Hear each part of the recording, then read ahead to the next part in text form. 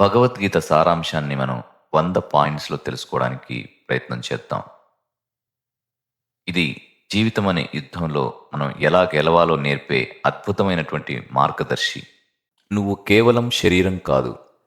మనం పాత బట్టలు తీసివేసి కొత్త బట్టలు ధరించినట్లు ఆత్మ ఒక పాత శరీరాన్ని వదిలి కొత్త శరీరాన్ని పొందుతుంది. కాబట్టి శరీరం చనిపోయినా నువ్వు చావవు. మరణం అనేది మార్పు మాత్రమే. పుట్టిన ప్రతి ప్రాణి చావక తప్పదు. చనిపోయిన ప్రతి ప్రాణి పుట్టక తప్పదు. ఇది ప్రకృతి సహజ సిద్ధమైన నియమం.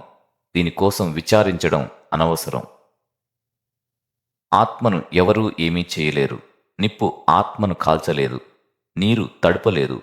గాలి ఆరబెట్టలేదు. ఆయుధాలు ఖండించలేదు. నువ్వు అంతటి శక్తివంతుడు. దుఃఖానికి మూలం అజ్ఞానం. మనుషుల మీద, వస్తువుల మీద ఇది నాది అనే అతిగా పెంచుకునే మమకారమే అన్ని కష్టాలకు కారణం. భయం వద్దు. ఏది పోతుందని నువ్వు భయపడుతున్నావు? నువ్వు పుట్టినప్పుడు ఏమీ తీసుకుని రాలేదు. వెళ్ళేటప్పుడు ఏదీ తీసుకుని వెళ్ళవు. నేటిదే శాశ్వతం. నిన్నటిది నీది కాదు. రేపటిది అసలే నీది కాదు. ఈ క్షణం నీ చేతిలో ఉంది. దీనిని ధర్మంగా గడుపు. మార్పును అంగీకరించు. లోకంలో ఏదీ స్థిరంగా ఉండదు. కాలం మారుతూ ఉంటుంది. పరిస్థితులు మారుతూ ఉంటాయి. ఈ మార్పును సంతోషంగా స్వీకరించు. నువ్వు ఒక శక్తివి. నీ లోపల ఉన్న దైవత్వాన్ని గుర్తించు. నిన్ను నువ్వు తక్కువ అంచనా వేసుకోవడం అంటే నిన్ను సృష్టించిన ఆ దేవుడిని తక్కువ చేయడమే. మమకారాన్ని వీడు.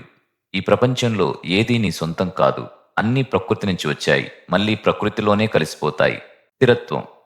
సముద్రంలో నదులు కలిసినా అది ఎలా పొంగదో, లోకంలోని ఆకర్షణలు నీ మనసును తాకినా నువ్వు చెలించకుండా ఉండాలి. పని చేయడమే నీ హక్కు. నీకు నచ్చిన పని లేదా నీ బాధ్యతను నువ్వు చెయ్యాలి. కానీ దానివల్ల వచ్చే లాభం మీద నీకు అధికారం లేదు. ఫలితం ఆశించకు. పని చేసే ముందు నాకు ఏమి వస్తుంది అని ఆలోచిస్తే పని మీద శ్రద్ధ తగ్గుతుంది. ఫలితాన్ని దైవానికి వదిలేయి. సోమరితనం వద్దు. ఏ పని చేయకుండా కూర్చోవడం భక్తి కాదు. కృష్ణుడు అర్జునుడికి యుద్ధం చేయమన్నాడు కానీ అడవికి వెళ్ళిపోమనలేదు. నీ పని నువ్వు చెయ్యి. వేరొకరి పనిని గొప్పగా చేయడం కంటే నీకు కేటాయించిన పనిని అంటే నీ పనిని తక్కువైనా సరే శ్రద్ధగా పనిచేయడం నేర్చుకో. నైపుణ్యమే యోగం. చేసే పనిలో ఏకాగ్రతతో చాకచక్యంగా చేయడమే అసలైన పూజ. బానిసత్వం వద్దు. కేవలం డబ్బు కోసమో పేరు కోసమో పనిచేసేవాడు ఆశకు బానిసవుతాడు. సంతోషం కోసం పనిచేసేవాడు యోగి అవుతాడు. ప్రతిఫలం లేని సహాయం. ఎవరైనా నీకు తిరిగి సహాయం చేస్తారని ఆశించకుండా చేసే సహాయం నీ మనసును పవిత్రం చేస్తుంది. లోకక్షేమం. నువ్వు చేసే పని కేవలం నీ కోసమే కాకుండా సమాజానికి మేలు చేసే విధంగా ఉండాలి. సాక్షిగా ఉండు. పనులు జరుగుతున్నప్పుడు నువ్వు సాక్షిలా గమనించు. అప్పుడు గెలుపోటములు నిన్ను బాధించవు. మనస్సే మిత్రుడు, మనస్సే శత్రువు. నీ మనసును నువ్వు అదుపులో ఉంచుకుంటే అది నీకు మంచి స్నేహితుడిలా పనిచేస్తుంది. అదే మనసు చెప్పినట్లు నువ్వు వింటే అది నీకు శత్రువై నిన్ను నాశనం చేస్తుంది. కోపం అనే నరకం. కోపం, కామం, లోభం ఈ మూడు మనిషిని నరకానికి తీసుకెళ్లే దారులు. వీటిని వదిలేయాలి. స్థిరత్వం. గాలి లేని చోట దీపం ఎలా నిలకడగా వెలుగుతుందో ధ్యానం చేసే మనిషి మనసు కూడా అలాగే అలజడి లేకుండా ఉండాలి. అలవాటే బలం. మనసు ఒకే చోట ఉండదు. కోతిలా పరిగెడుతూ ఉంటుంది. కానీ అభ్యాసం ద్వారా దానిని దారికి తెచ్చుకోవచ్చు.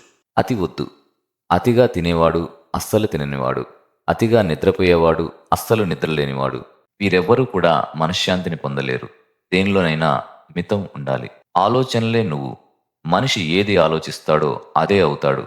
నీ ఆలోచనలు మంచిగా ఉంటే నీ జీవితం కూడా మంచిగా మారుతుంది.